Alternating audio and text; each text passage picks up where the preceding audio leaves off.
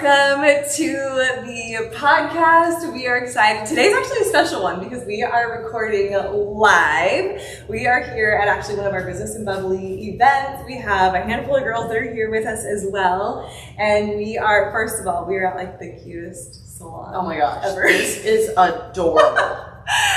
Petit Salon. Kim, she's actually our Orange County chapter director. She's opened up the space for us, which is amazing. And I have a really special guest, one of my girls, Tori Kruse.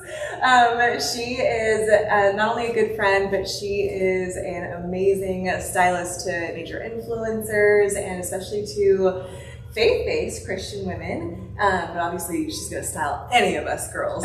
But Tori really loves to equip and empower women to show up confidently no matter what room they're walking into, and to allow their external, how they dress, how they show up, really not only match the inside, but also with their brand, which is really, really relevant for us as women in business. So Tori, thanks for being here. I am so excited. This is so fun to do a live podcast and just like actually have people in the room. Normally it's just, you know, earlier today when I'm doing podcasts, it's just we're sitting there talking into mics, you know, and just imagining an audience. So it's really awesome to actually have women in the room. And thank you so much for having me. And I want you to also share what you do and your passions and your business, because what you do with Business Bubbly is like nothing else. And the community that you've created of women is so powerful. And I know there's just going to be thousands of chapters worldwide. And so for my listeners, I also just want you to briefly tell them a little bit about yourself and Business Bubbly and what you do and the amazing things, you know, that you're doing, because they need to know about you. Yeah, thanks. So Business Bubbly, I'm the founder, and it really actually started from a small seed of an idea of actually just really craving that in-person connection and not just like boring beige conference rooms with salty salesmen passing out their business cards. And I actually just really wanted to create a space where I could show up fully as my favorite self and make genuine connections with other women in business who loved the different things like marketing and social media. And they have, you know, it's not just a side hustle, like it is a passion project for them and when it comes to their business. And I think for us as women in business, we are multifaceted, right? It's like, oh, I'm a wife, I'm a mom, I'm a recovering plant killer, I'm all these different I've things. heard recovering people pleaser before, but recovering plant killer is, I'm still a plant killer. Like I would like to say I have agreed with them, but that's a new one. And I'm here for it. Hey, I love it. I love it. Well, you can have my, I don't know, I can't. I still can't keep the plant alive, so I can't even say it yet. You will. Not to distract you from really the important thing at hand here, but I just had to point that out. I mean, it's where the real work happens. That's the internal work. When you can keep a plant alive, you can keep a kid alive. Yeah, that's true. Yeah, well, maybe that's why I don't have children yet. Yeah, start with plants. I'm going to send you a plant. It's going to be our love fern. Yes, seriously. I'm going to get you a plant. If it stays alive, you know our friendship's for real. Like, I'm telling you, nothing. I mean, if it dies, our friendship dies. Yeah. Oh, shoot. Okay, I'll keep it alive. Okay, I got this. Okay. Got it. So anyways, besides we have recovering Jesus. plant killers, That's awesome. so besides recovering All plant right, killers, I wanted to keep friendships alive. See that segue? This is what happens. This is such a good segue. I really wanted to create those genuine connections and cultivate just those spaces where us as women, where we could come together and, you know, because like my mom friends, like that's great, and we can talk about the laundry and the poopy diapers and that kind of thing, but they don't understand the marketing or the social media, or, oh, I'm struggling with this in my business. What insight could you have? What perspective do you have? And so I wanted to create this space where I could show up and not only have those questions, have those struggles, but also be celebrated and celebrate other women in their business. And so lo and behold, Business Bubbly was born, and I put it out there on Instagram. A few weeks later, we had an event, 50 plus women showed up, and I was like, oh, this is the thing. And then women from California and Florida and all the Canada and all these different places started reaching out to me saying, oh, we see what you're doing and it's really, really special. How do we get it where we are? So we've expanded into, we have 10 chapters now, and I believe what you were saying one day with the hundreds and the thousands of chapters one day. I skipped over hundreds. I went right. You just went right for it. I love it.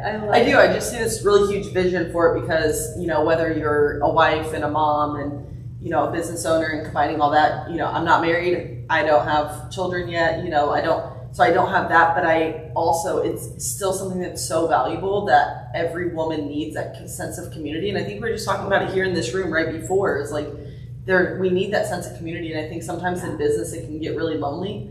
And the more that you can grow and like the higher that you get, sometimes it gets lonelier at the top, right? And like you can sometimes isolate yourself so easily, like through that stage of growth and through that stage of business. And it's so easy to just like, you start to lose your friendships a little bit because you start to prioritize, you know, your work and then your family. And then it's like, oh shoot, before you know it, you don't have friends. Right. And so it's really important to put yourself out there and get in rooms just like this that you've created with Business Bubbly, because it's so important to have community. Yeah. And so important to have other like-minded women around you at all times, so you can call them or, you know, say, hey, you want to come over and have some bubbly with me and let's just chat about real things in life. Yeah. And just to like be able to link arms with other women is so important. And so I love what you're doing with Business Bubbly. And I know we just got a chapter in Scottsdale, which is super exciting. So yeah, I love it. Oh, thanks. It means a lot. So speaking of community, because I know obviously we met through community. So what would you say is like some benefits that you have noticed as a high achieving woman in business with an incredible business? What would you say, like, how has community been an unfair advantage for you above other people who, they're stylists, they're doing their thing too, but... I love networking. I don't know about any of you, but like, I just love networking and creating that relationship capital, right? Yeah. And just developing and nurturing those relationships is so important. And so I have purposely stepped out and put myself in rooms. And I started out investing very little, you know, under $100 to get in a room, and now it's thousands, you know. I mean, you start to just develop these relationships that are so life-giving. And people joke, and it's like, you kind of pay for friends. I'm like, yeah, I kind of did pay for friends, you know, but you sometimes have to, like, start to get in rooms that you want to level up in, that you want people to challenge you in, right? Yeah. In business and in life and personal growth, like you have to start investing in yourself. And I think that's a big thing with women is, you know, oftentimes it's hard to invest in ourselves. Mm-hmm. And once you just get over that hump and you realize that you are so worth it, like the best thing you can do is invest in yourself, because you may think that you don't have any time because you're pouring into your family, you're pouring into your business, but at the end of the day, you're not going to show up for your business, for your husband, for your kids in a way that you would be proud of if you're not first pouring into yourself in your own cup. And so that has been a huge thing for me, is even if it is a business sort of room, I also make sure that I talk about real life, personal things to develop that relationship capital. And then from a business standpoint, I mean, it's single-handedly the number one thing that's grown my business. I mean, I'll travel all over the world to events to get in front of new people or to meet new groups of people and just expand my network, because it's so valuable and it's so important. But then going a step further and really nurturing those relationships, not just like meet the people at the networking events, but then to actually nurture them and really start to support them and give value to them when necessarily you may not be getting value from them quite yet. Yeah. Pour into others first and just give and give and give, and you will receive, right? Yeah. So networking, community, I mean, I could talk about that the whole entire podcast. I mean, there's so many different routes that we could go, because I mean, that's where we met, and it's so important. Totally, I love that. And I love what you mentioned about the nurturing of relationships, because when it comes to connections, when it comes to networking, there's so much value. It's the long game, right? Like the ROI that comes from networking is the long game. Like, people come in and they think that networking is, oh, here's my business card and I'm just in and I'm just out, and they're flashing the pan and they're, you know, want to like exploit the group and whatever. And it's like, like that's not how it works. Like, you have to be in community, and community has to be in you for it to work. And the ROI will pay off years and years and years and years and years down the line. But if you actually can have that vision for the long game for community, then Oh man, the ROI is incredible. Like I have relationships that I've fostered and nurtured for over a decade, and they're just now starting to pay off, but they're paying off really. That's something the hardest part, though. Truthfully, like, can we talk about how hard it is to even like, you know, you invest in different communities and networks and things like that, and you think, okay, well, I invested X amount of dollars, but you really can't put a dollar sign on that, because you never know when God's just going to bless you with that opportunity with that person, and just really. I mean, I've sometimes invested thousands of dollars into something, and then I'm like, shoot, Totally. did not get my money back on that sucker. And then here we go, like 6 months to 3 years plus later, and I'm like, oh my gosh, where did I meet that person? Oh, that's right, I met that person back at this event, and then now it's finally coming to life. So I think it's really easy to be like, well, that definitely wasn't worth it, but then it's like, all right, you got to be patient, and patience is not always the easiest thing.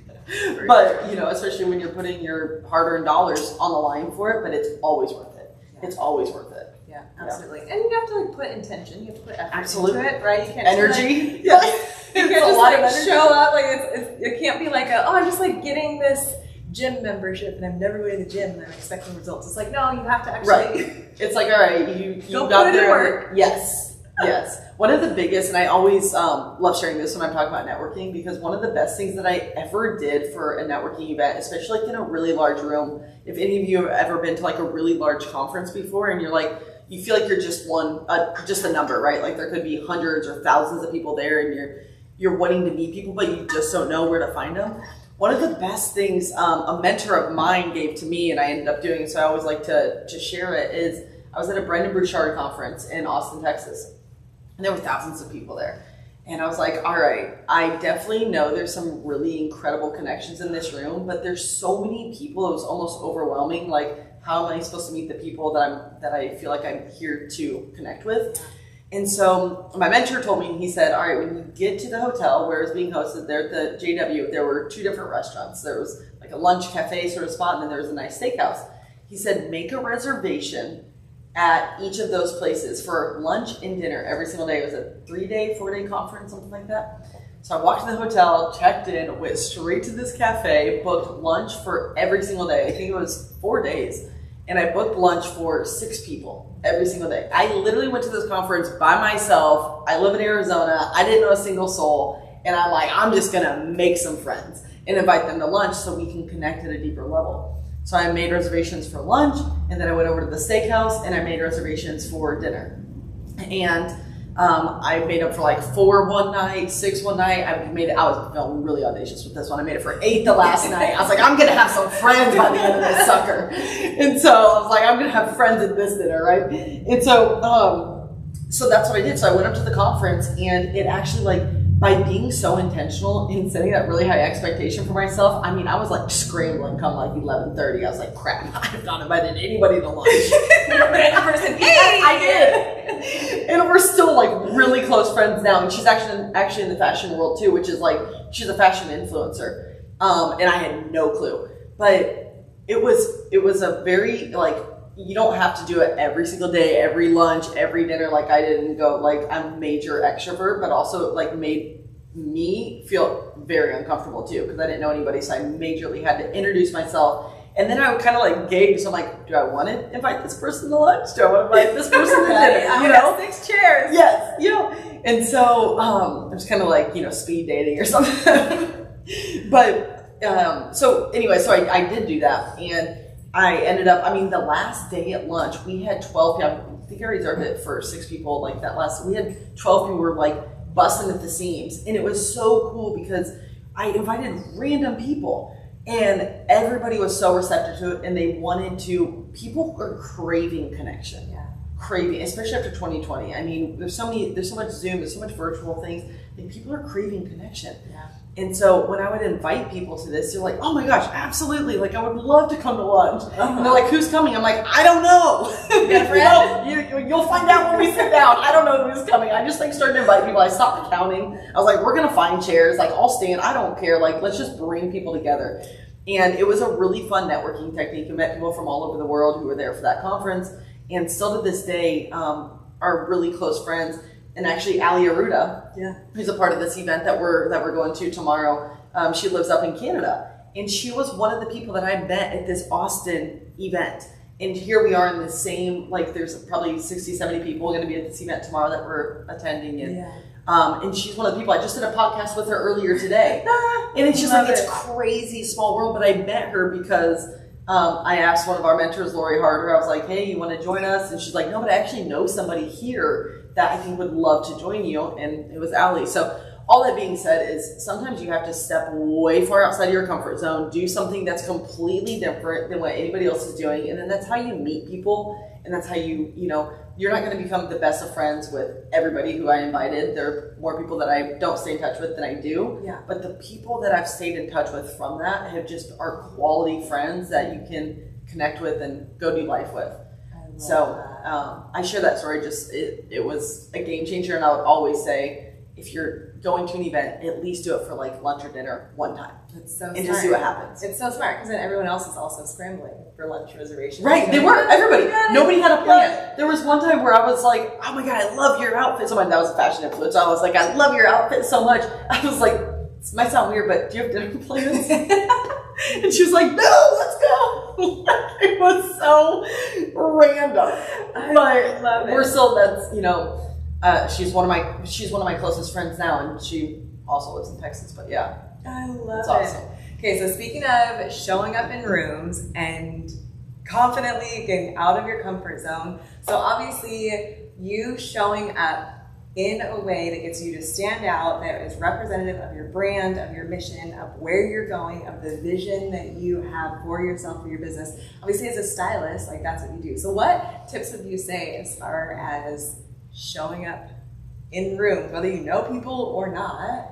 Like, give us some goods on the style. I got you. Okay, so like one of the biggest things is, has anybody in this room ever felt overwhelmed because of like what they're wearing to an event or how to show up? Is it like completely like overwhelming to walk in your closet? Yeah, everybody's shaking their head in the room. It is. It can be super overwhelming, but the one big thing that I always say that just hopefully reduces every single bit of overwhelm for your outfit is wear one conversation starter. Because really the purpose of your outfit is just to strike up a conversation. Yes, to feel confident, right? You want to feel good. You want to feel attractive. You want to feel great when you walk out the door. But just have one piece on your body that's a conversation starter. So instead of getting completely overwhelmed by your entire outfit, think to yourself, if there were two women who are walking down the sidewalk or walking to the bathroom, they're in this deep, deep conversation, and you come walking by, you want them to stop mid-conversation and say, oh my gosh, I'm so sorry to interrupt, but I gotta tell you, I love your pink shoes. Those pink shoes are great. Yeah, those pink shoes are great. They're phenomenal. This is a perfect example. Like your shoes are a conversation starter, right? Yeah. And so the point is you want to feel good, you want to feel hot, you want to feel confident when you walk out the door, but you really want that one piece on your body that's a conversation starter that somebody's going to stop and compliment you on, because that is one way to strike up a conversation. And we're all women in business here, so you want to strike up more conversations because it leads to more relationships, it leads to more sales. And so don't just say, oh my gosh, thanks so much, and keep walking. You actually want to stop and introduce yourself. And that's the thing that we just always talk about, where it's like, don't get overwhelmed by your outfit, looking on point, head to toe. Just have one thing. And if you want to look head to toe hot and just go all out, you know what? Do it. But if you don't want to get overwhelmed, just find that one thing, whether it's a blazer, whether it's a piece of jewelry, whether you said something about my earrings when we walked in, and it's like, so that's how I know these are a conversation starter, because that was the first thing you said when I walked in. They're so good. I love them. Thanks. They're pretty bold. They're pretty chunky. But so that's what we always say, to feel really confident when you walk in the door and just strike up more conversations and more relationships. I love that. So say you wear your one conversation starter, and then where would you say to go from there? As far as like communication or what aspect? Yeah. So I would always say, introduce yourself, say thank you, introduce yourself, and then ask about them, ask what they do. Start a conversation about, more than likely you're probably, at a business conference or an event or something like that. But even if you're not, if you're in the grocery store and somebody says, oh my gosh, I love your blazer, or oh my gosh, I love your sneakers, because you might be in athletic clothes when you're at the grocery store. But strike up a conversation and just like we did that exercise with your amazing cards, you know, don't be talking about the weather. Yeah. If you want to talk about the weather, knock your socks off. But my shoes. But yeah, exactly. But you can actually like strike up a conversation with somebody at a deeper level, because that's what's really just creating the deeper relationship, and that's how we make more connections. And like I said, it leads to sales. And at the end of the day, we're wanting to make more money, because when we make more money, we make a greater impact in this world. Yeah. And I truly believe just what you said. You know, it's like women who have more money, you can give more. We have the best hearts. Like we would give away everything for free, wouldn't we? More than likely. Everybody in this room shaking their head, yes, because we, like, that's women, right? Like, we just love to give, and we love to make other people happy.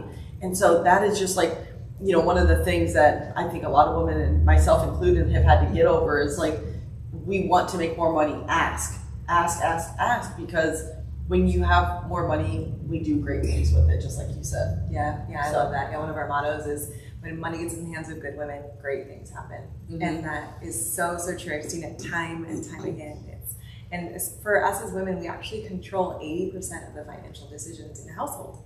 And so what it looks like for us to get financial literacy and to make sales and to be okay with asking for money and raising our prices and all this stuff that sometimes a lot of women really struggle with.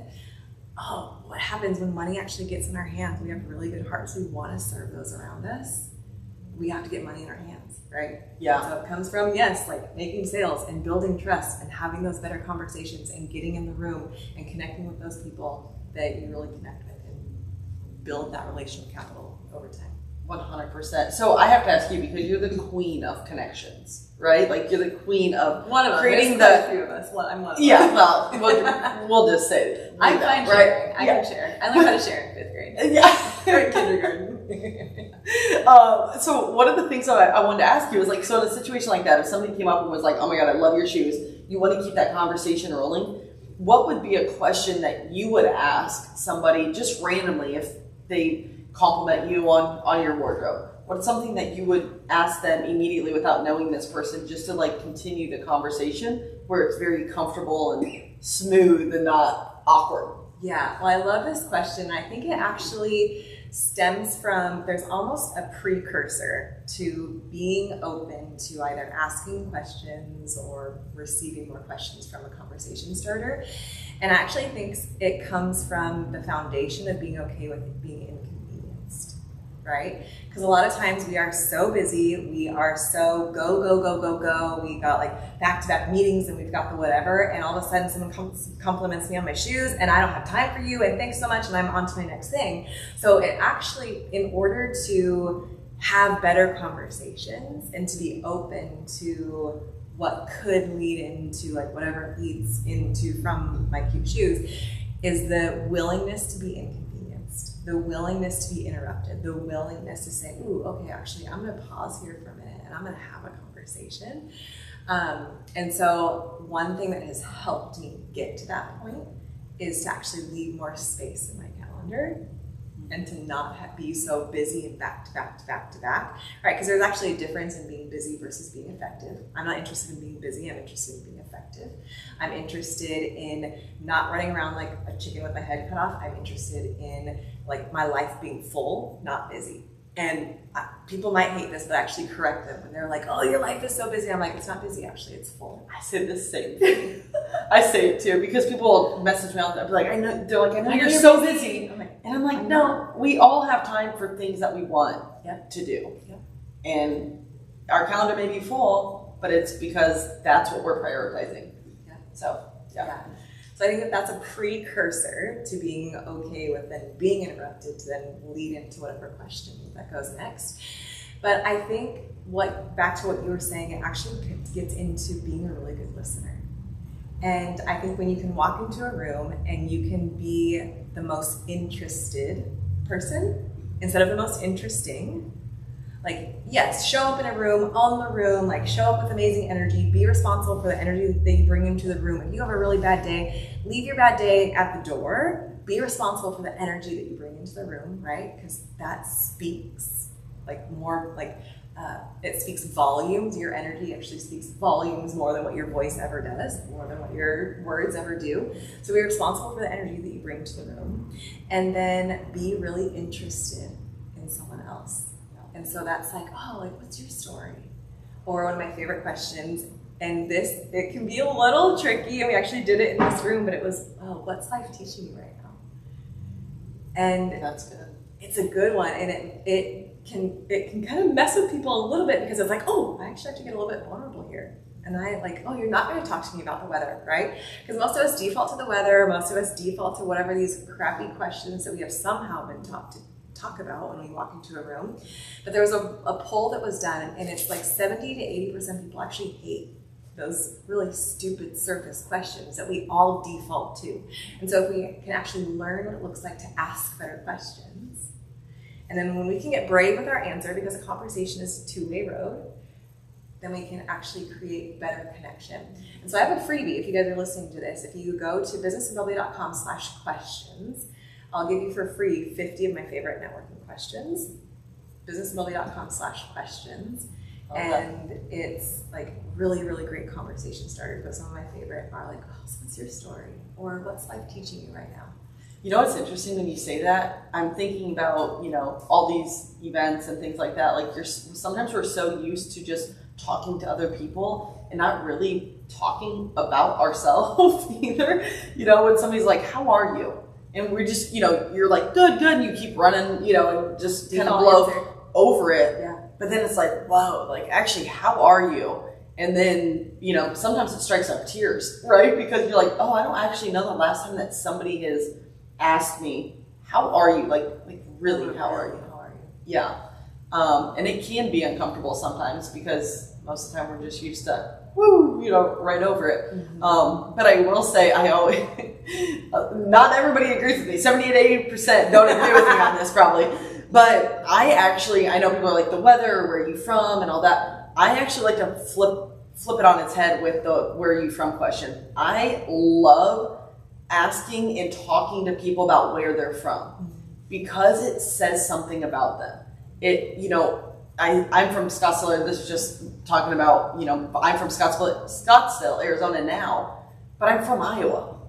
So for me, it's a connection piece to when you live in a transplant city, a lot of people are from other places, but instantly when you ask somebody where they're from, you immediately get to know something more about them.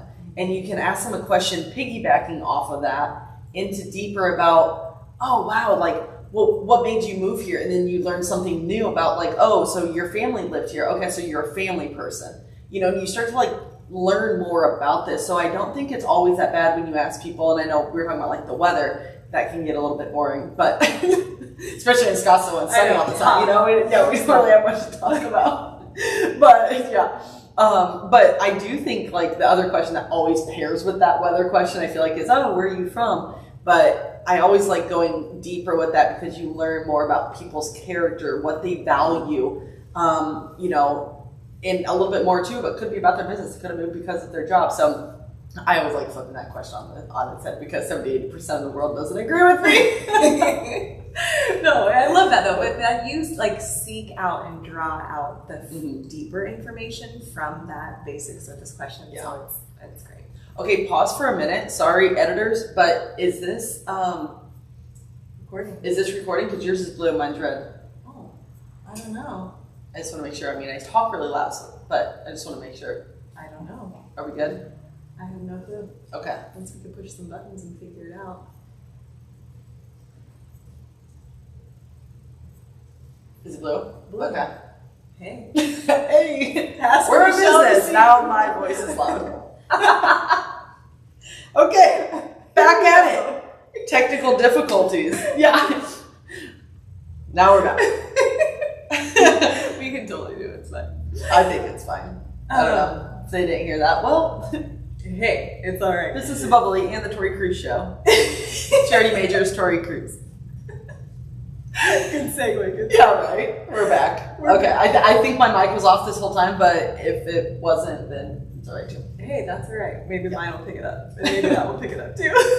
I don't know, who knows? Okay, so let's see, going back. So we actually, like, one of the things when I first met you that was really, really awesome was Charity's presence. Like, I think it's so, like, is her presence not just like contagious? Like, her energy and vibrancy and life. And so when I first walked into the room, I was like, my girl, like, we're gonna be friends, you know? Because you're just like, you were super vibrant, and your presence, I think there's something to be said about that, like having a powerful presence, but also being like a there you are sort of chick instead of like, here am I, you know? Yeah. And so I honor and respect that about you so much. And I love how you show up in rooms. And so I want to hear from your perspective also, because you were in pageants. Yeah. Right? And we had that part in common a little bit. Yeah, I know. Tori was in pageants too. I was in pageants. Yeah. So I was Miss Missouri USA in 2018 and competed at Miss USA in 2018, and then tell everybody what you... Yeah, so I was Mrs. Idaho, Mrs. of the Americas, and then competed at Mrs. World, made top 6.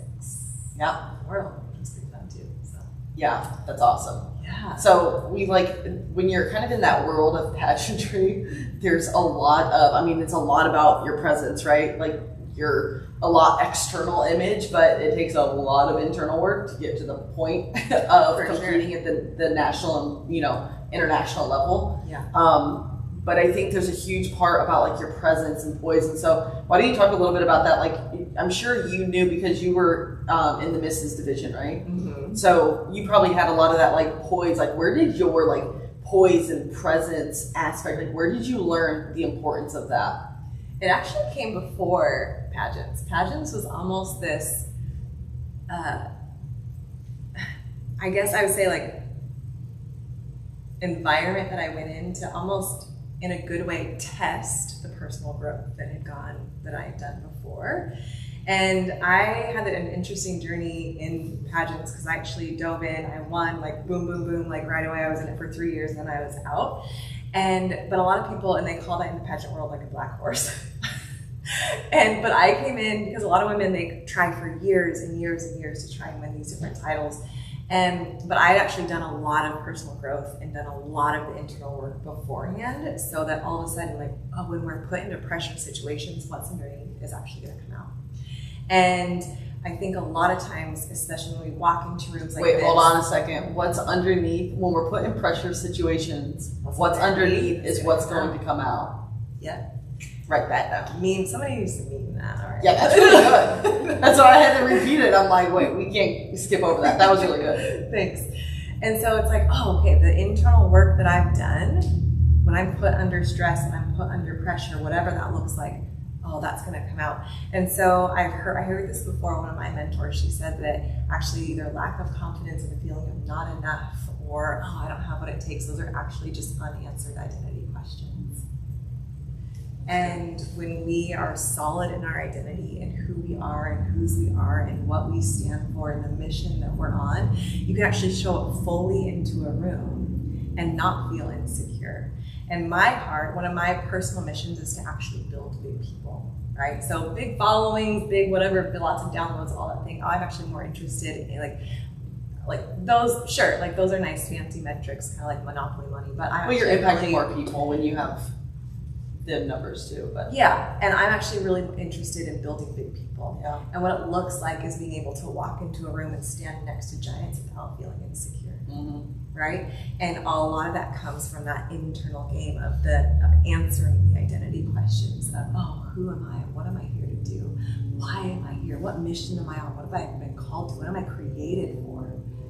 Right? And when you actually can answer those, it doesn't matter. Like, I can stand next to Tori and not feel like I have to compare and whatever, and like, oh my gosh, maybe I should do what she's doing. And like, no, I'm actually really confident in what I'm doing, and she's confident in what she's doing because we're really solid in our identity. Mm-hmm. And so when you know who you are, when you know whose you are, when you are confident in what you're called to, it allows you to walk into the room and to say, oh, like, I don't get caught in comparison, I don't get caught in not enough, and I don't have what it takes, and oh my gosh, like, what is she wearing, and oh my gosh, what am I wearing, and that, like, oh, and I'm like feeling really insecure about the whatever else. Actually, I can just show up fully, and I can focus in on the amazing person that's right in front of me, because I want to get to know, you know, who you are and what you stand for. Okay, so what did you do when during those times, like in the past, before you knew, like what did you do to get out? Like if you did start to compare yourself to somebody, what did you do to get out of that like mindset? You're like, oh no, like this doesn't belong here, right? Yeah. Are there any? I love making some good action steps here. Yeah. Well, I used to really be insecure. I used to really struggle with a lot of limiting beliefs. And what I actually realized, and this will go a little bit off topic as far as business, but I used to be able to walk into rooms and I would hear a bunch of limiting beliefs and a bunch of, oh, I don't feel like I'm not enough, and oh my gosh, what am I wearing, blah, blah, blah, blah. And when I actually, how do I say, so it really used to affect me as far as feeling insecure. And I went from being a really fun, bubbly, vibrant, younger kid to the girl hiding in the corner because I was so afraid to say something that would offend someone. I was so afraid of, oh my gosh, like I didn't know who I was, and people kind of like that girl, so maybe I should just dress like that girl, maybe I should just act like that girl, because maybe, and so I put on a bunch of masks, and I put on a bunch of people pleasing, and I put on a bunch of perfectionism and all this different stuff. And so I actually had to almost go through a phase of unbecoming all the stuff that people said about me, unbecoming of all the stuff I said about myself, unbecoming of all the things that society said I should be, I should do this, I should do that. And so I actually had to like stop shoulding all over myself and actually get really clear on who I was.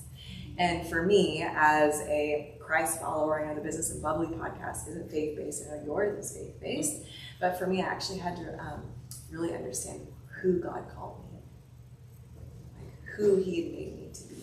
Yeah.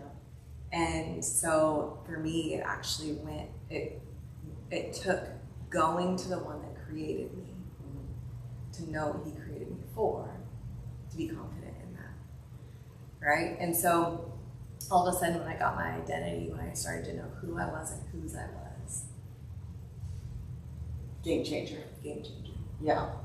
I've written down too, like in those moments where I feel like doubt or fear or any insecurity pops up or unworthiness or any of that. I mean, we're all human, right? So it's still like, even though I've done decades of work through that, it still pops up because we're human and like different. I mean, I remember there was a room I was going into last year and I was like, do I make enough money to get into this room? For sure. And I went and then I got into the room and I was like, what was I thinking? Like, who cares? Like we put these like limiting beliefs on ourselves and they're not true. And so when that happens, of course I go back to who God says I am. But whether it's God or maybe you're somebody who just needs like some other just tactical step, like I always, when I'm in those moments, I just write down like all the blessings that I've had in my life. And I write down the gratitudes that I've had in my life, and I distract my brain because sometimes our brains like they go down like this negative path. Yeah. When all we need to do is like take a minute and 10 minutes and just restructure and like start talking about like gratitude. Start writing down all the blessings. Start writing down everything that has happened in your life that has been good. Yeah. Because everybody's had bad things. Everybody's had fears and challenges and sad moments and disbelief and unworthiness. And so I think, in those moments, just like, let's flip it over. Flip the script on yourself. Write down 10 things you're grateful for. If 10 things still doesn't do it and you're, in a funk, then write 10 more until you're not in a funk anymore. And just writing down what you're grateful for, the blessings and the beautiful things that have already happened in your life. Think about things, everybody's gotten a compliment from at least one person in life, right? Hopefully hundreds. But start really thinking, because sometimes we forget about that stuff, and it can kind of get in your head, and then it starts to affect your business. Then it starts to affect your family life, and so it's a trickle effect. So those are just some of the things that I like to do as well. Yeah, I love that. Another example that's coming up for me, I like to call this actually living from a call and not a circumstance. So recently I had the opportunity of speaking on stage with Dean Graciosi and Chris and Lori Harder, and I remember as I was prepping for this major speaking event, I started to feel nervous and, oh my gosh, like, who am I to do this and whatever and all this different stuff. And I just remember sitting there, I was like, no, I'm actually called to be a voice. living from a circumstance means, oh, who's on stage and who's in the room and who's in the whatever, right? That's the circumstance of where I was speaking at, compared to no, I'm actually called to be a voice. I'm actually called to connect people and to create community. And so even understanding, like, it's actually like remind my soul, right? Because we're mind, body, and spirit, or soul, body, and spirit. And so actually remind my soul that I'm called to do these things. Because our souls are emotions, and those where our emotions are good, those, it's the language of the heart, but they're meant to be passengers, not drivers. And my emotions don't dictate my call. My emotions don't dictate my calendar. My emotions don't dictate like what I do in the day. It is. But I remind my soul, like, oh, this is what I'm called to. I'm actually called to be a voice. And so my soul has to come into alignment with the higher call that's on my life, instead of my soul and my emotions like running rampant. No, I don't feel like going to the gym today. Actually, my goals dictate, my feelings don't. Actually, my call dictates, my feelings don't. That's been a hard thing to get to though, right? Like, it wasn't just overnight where... Oh, for sure. Because, you know, women too, like, we're filled with emotion. Mm-hmm. And sometimes I feel like right now there's this thing going around that's like the masculine role, the feminine role, like women, you know, ambitious women, like sometimes we need to like soften up our masculine alpha female energy, right? Because then it's like, because sometimes we're blocking other things. I don't know. There's this whole masculine feminine thing that's going on, I feel like, in society. But if you subscribe to that, right? Exactly. But I don't think exactly. But but listening to your emotions as women, I don't think is always a good thing. Right? Our emotions are a beautiful thing, but they don't always serve our goals. Totally. So what you just said about your goals, you know, running your calendar and not your emotions, is just spot on. Completely. Mm-hmm. And the part where I bring up like the masculine and feminine roles that like I think a lot of people are talking about right now is like having women listen to their feelings a little bit more, listen to their emotions. I'm like, crap, if I did that, like I would be sitting on the montage, you know, on the beach every single day. But that's just not reality. So for sure. But no, you really do. You have to listen to your goals and not your emotions. And it's like, there's a time and place, I think, for that as women. For sure. But when it comes to business, I think we do have to step up. And if you want the life that you really feel called to, listening to your goals is huge.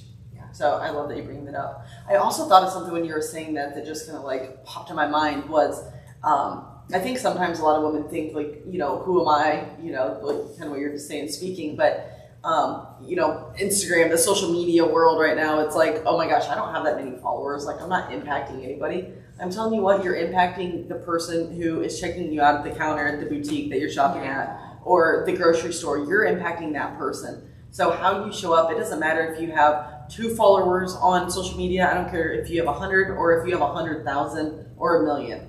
You are literally impacting somebody every single day. So never think that you are not, like, don't never think that you are not impacting the world just because you don't have this social media following. It doesn't matter. And so I just want to remind you that you're worthy of every single step that you're taking, and every single person that you're talking to, you're influencing in one way or another. Yeah, I love that. I think it even just goes right back to the being okay, being open for inconvenience. Yeah, that's good. Right? To then ask the questions. Church just has a way of words, doesn't she? Thanks. Kind of my thing. It's kind of my thing. It's kind of what I do. It's kind of what I do. Yeah. No. So yeah, just being open to inconvenience and asking those really good questions, and all right, so I got a question. Like 2025 is on the horizon. I don't know when both these podcasts are going to be, you know, if it's already going to be 2025 or if we're publishing them in 2024. But I think this is such an interesting time right now. Like, we just had elections, so weird. That was interesting. But we're in such an interesting time in our country for sure. But then an interesting time is where I was really going with this is like in the new year, right? Like new year, new you, all of this. Like, how do you tee yourself up for success? Like as we're like coming in, you know, we're in Q4, we're like winding down the year, but you want to like really start 2025. It's just like new you know, like it's such a like a refreshing time of year. So is there anything specifically that you do to like really step into that like next version that you really feel called to? Oh, I I think for me, when it comes to a new year, I actually don't say like new year, new me. I like to say new year, better me, or more me, right? New year, more me. And part of that is I actually don't think that I need to be new. Like, I don't think, like I love who I am. I love the mission that I'm on. I'm really solid in my core values. And those are actually what dictate me and my actions. And so when it comes to core values, it's like, oh, those actually help me make decisions, right? So, and that actually has to be reflected in my calendar. So for example, one of my core values is that my family is one of the most important things to me. And that looks like, oh, I actually allocate specific time.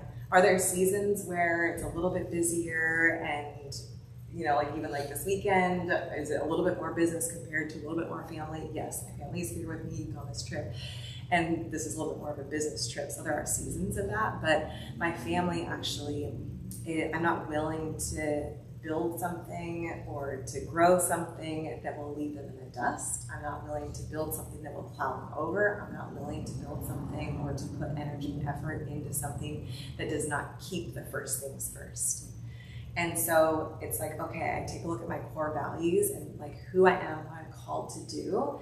Will that grow and expand, right? So for example, I know I'm called to be a voice. Will that show up in a podcast? Will that show up in a YouTube channel? Will that show up on stage and with a microphone? Will that show up in teaching or equipping? Or I have a women's ministry and teaching women to be prophetic voices. And so will it show up in those different facets? Yes. And it still won't ever come before my core values of my family being first. And so another example, as we look into next year, one of the things, it's like, I think a lot in the personal development world, there's kind of this, like, let fear be your guide. Oh, God. And I used to say that because it's like, I don't partner with that. I know. Yeah. And I used to say that because, yes, we have to get out of our comfort zones, but it's like, okay, am I like getting out of my comfort zone? Like, am I scared crapless about this thing? Or is it gonna, like, it almost kind of goes back to the, okay, what's underneath is going to come out when I put under pressure.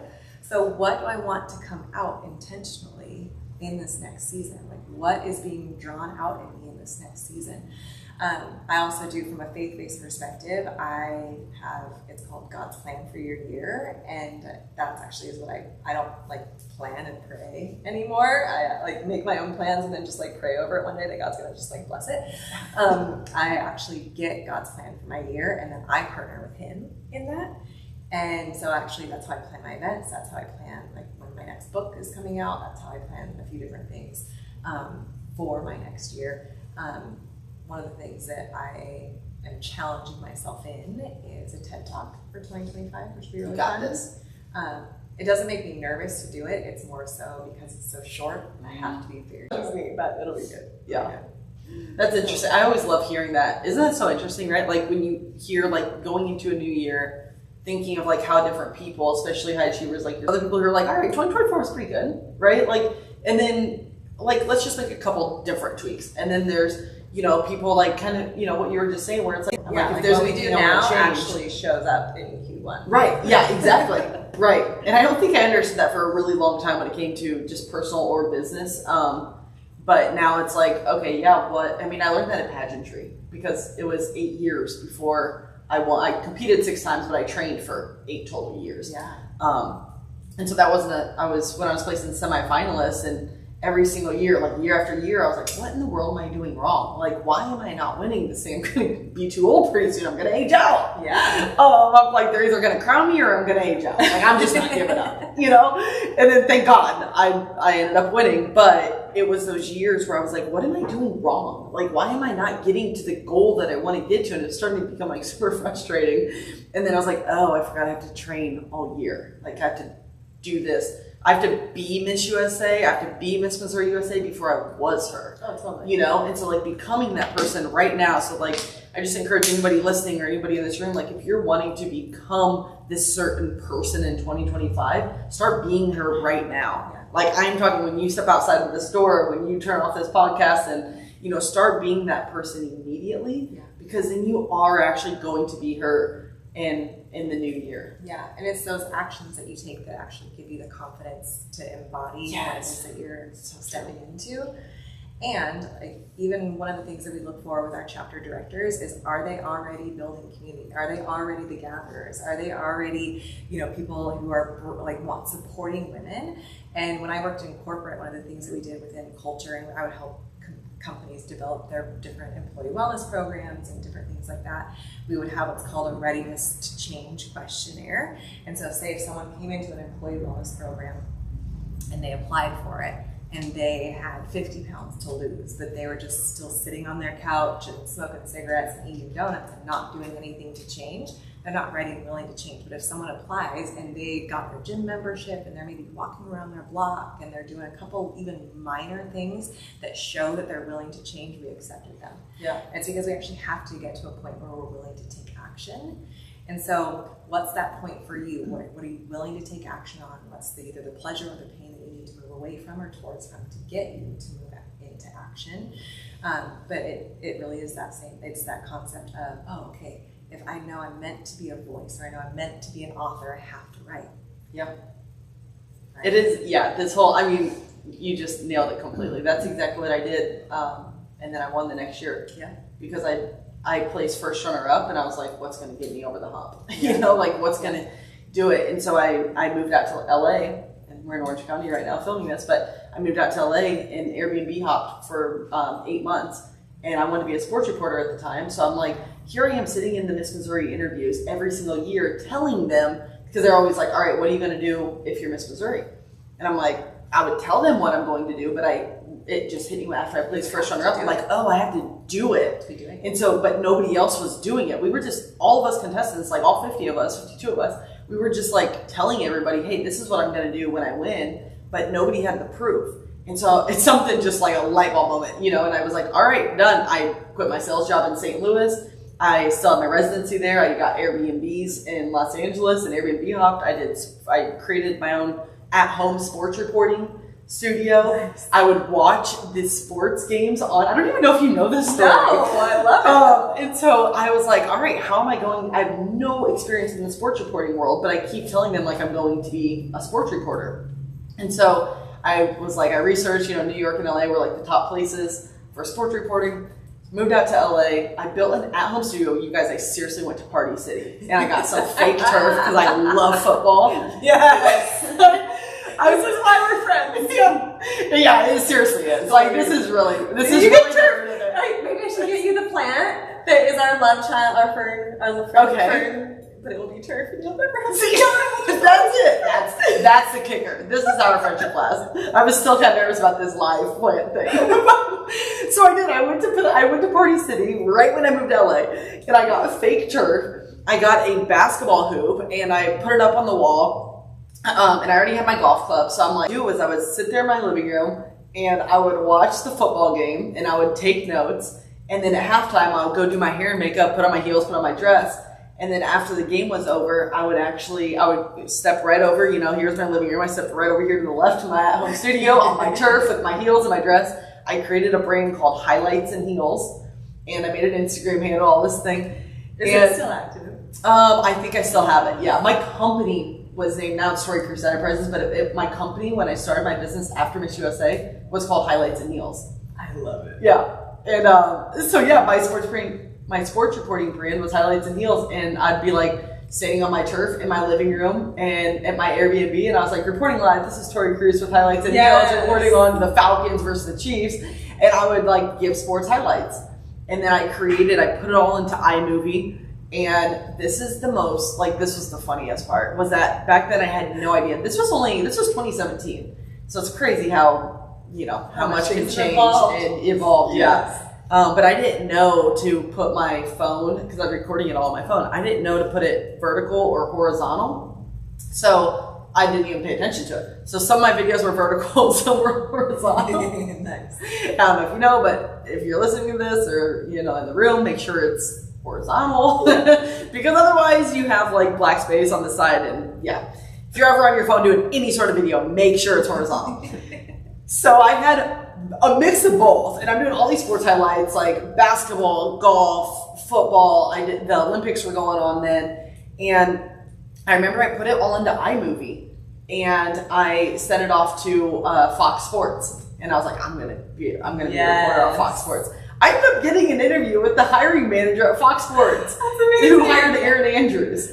And I think he just respected the hustle. I mean, I don't think it was because it was like so like the video. I look back now and I love sharing this video because it's hilarious because it's so, you know, not professional. But at the same time, it's like people just want to see you start. Yeah. So you just have to sometimes step outside of your comfort zone, just make it happen. And you know, you have to, so my point in sharing that story with you is because I wanted to be a sports reporter. I had no experience, but I had to get experience somehow. And so it's like, I had to be her before I was her and just put one foot in front of the other. And I ended up doing modeling jobs all over LA, like during that time too, because I was doing a lot of like runway modeling and print modeling because I knew that doing that would help me become Miss Missouri because I'm on camera all the time. Yeah. And I had to learn my different like poses and angles and speak on camera. And so that's what I took hosting courses.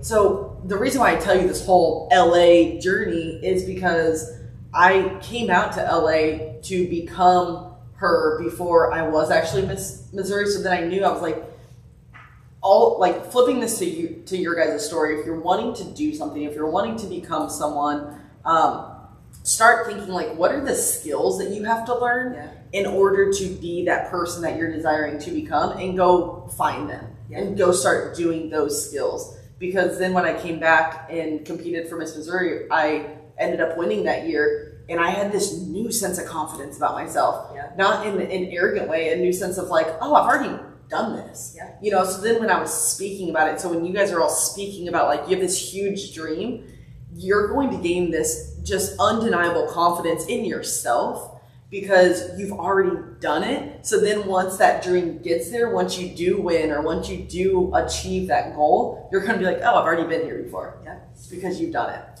Yeah. Oh, I love that so much. It's so good. It gets me excited talking about that. Like, I can do it all over again. Let me just, you know. But yeah, that's why you just have to get married. Then you can do misses and no pageantry. I'm out. I was like, my goal was Miss USA, and once I got to Miss USA, I'm like, you know what? Thank the good Lord, I'm good. Yeah, that was just like what I felt like was good. But Mrs. not. You look back at your journey from where you are. I was love to end with a good question. But as you look back at your journey, if you could go back to the beginning and tell younger Tori anything about like what you learned, like what you wish you could learn or know back then, what would you tell her? You just already believe that it is done. It is. And if you walk in faith every single day, and you put one foot in front of the other, and you just believe that it is done, and you are living your dream and your goals like right now, you walk with a different swagger about you. You really do. And a different belief in yourself, because what you desire is already here. You just have to believe it. Yeah, that's so good. All right, your turn. What would you tell your younger self? I would tell my younger self that, and this is a little bit more faith-based for those that are listening, so just FYI, that the actual, like the highest pinnacle is actually daughter, right? It's not speaker, it's not author, it's not founder, it's not wife, it's not mom, it's not anything. For me, is a daughter of God, identity of what we do instead of who we be and who we're called to be and who we are. And so for me, it's like, oh, like all of that stuff actually is. Before we wrap it up, not all at once. Not all at once. I wrote this down because I thought it was awesome what you said. What you desire is already here. Yeah. So, how do you wake up every day and say, what I desire is already here, if you don't know how to get there? Am I making sense? Yeah. So, number one, I'm rooted in faith. So I believe that God already has it done. And He knows the desires of your heart. And it's already complete because He's the one who created you. and he put that dream already in your heart. So he's working for you. So for me, if I'm surrendered to his plan, I just trust and like let it go. As far as like a tangible action step, what I love to do is I am statements. So again, gratitude. So I always say, you know, for me, I put it on a faith-based version, but you can just say, I am grateful for, or God, thank you for. I start with gratitude, but then also like, I am. So that is something that's powerful just to get me to start believing. So whatever, you know, you want to believe is already done. If you're having a tough time believing that, I would write down, I am, and write down the outcome like it's already done. And just write it as if it's already done. Because once you think it, you write it on paper, you start to believe it a lot more. I also love the understanding of, I'll give this example, so of almost just like being patient enough to get to the destination in your timeline. And so, for example, we sold our house and we were looking for another house, and you know, we were renting and all this different stuff, and it was like we put in multiple offers on these other houses that we thought were going to be great. We put in an offer on, you know, on land to build, and it was into closed door, and then it was all of a sudden, bing, bing, bing, down our timeline. 8 months later, it was almost like I had this like picture in my mind of, oh, we actually just had to get to this, you know, February, whatever date of 2023, and that was our house, right? So I kind of like, do we have to do the offers and whatever to get there? Yes. Like closed door, but we just had to like get to that point in the timeline where the door was going to be open. So sometimes it's like, oh, like, yes, what you're saying, like trust the process, knock on the doors, like do what it is that you need to do within the midst of the journey of what it is that you desire, and like the door that's meant to be open for you is going to open. I do want to say too that I've always lived by the motto, every no is one step closer to your yes. Yeah.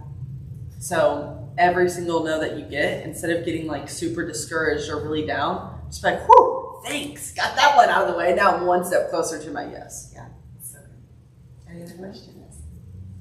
I have a question. Yeah. You mentioned earlier that you no longer plan your year and then pray upon it. You plan your year with God. How do you do that exactly? Yeah, so I actually developed, I've been doing this for 4 years now, but I developed what are called prophetic prompts. So they're basically like asking God certain questions every single month. That's when I sit down and I look at my calendar for the next year, and I ask certain questions every single month and journal what he tells me. And so then, so for example, like I knew when our house was going to sell, and we literally, like after a year of trying to sell our house, it sold, and we were literally signing papers in the exact month that was in my calendar.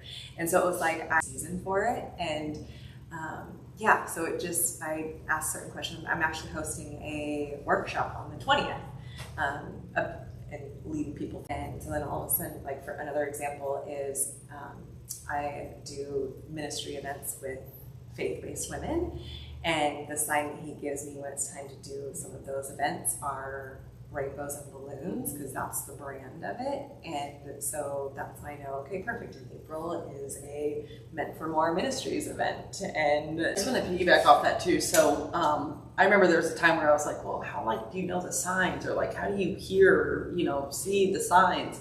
And so for me, it's really like getting quiet, like finding that quiet time. It's right when I wake up in the morning, I grab a cup of coffee and I sit at the corner of my couch, and then, or it, depending on kind of what I'm feeling, it's either worship music or when I sit in silence, it's just really thinking, like really asking God and closing your eyes and like getting away all distractions and just speaking to him like you were saying. And it's just like getting all the distractions away, asking him a direct question of like, hey God, this is kind of what I think. I like talk to him like your best friend. yeah, Where it's just like, hey, you know, I think this is what I'm hearing from you, but is this right? Or is this just my own, you know, human desire that I'm wanting, right? Or human outcome?